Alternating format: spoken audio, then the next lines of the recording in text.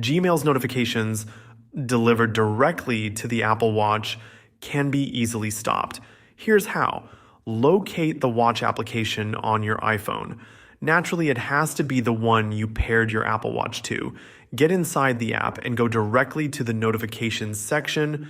It's marked by the bell icon on a red background. Scroll completely towards the bottom, and there's the section for apps that aren't installed on the Apple Watch as a standalone app, but can still deliver notifications.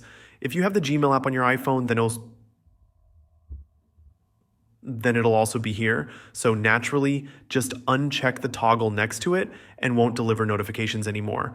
It's also possible that you're getting the Gmail notifications through the built-in Mail app from Apple and not the Gmail from Google. If that's the case, you can go to the notifications section as well, but head over to the blue mail icon. Inside there, choose Custom in order to make sure the settings are different from your iPhone settings. Then you can easily switch the notifications to be turned off completely, or you MIG-JT also send them to the notification center quietly if you wish. That's going to be basically about it.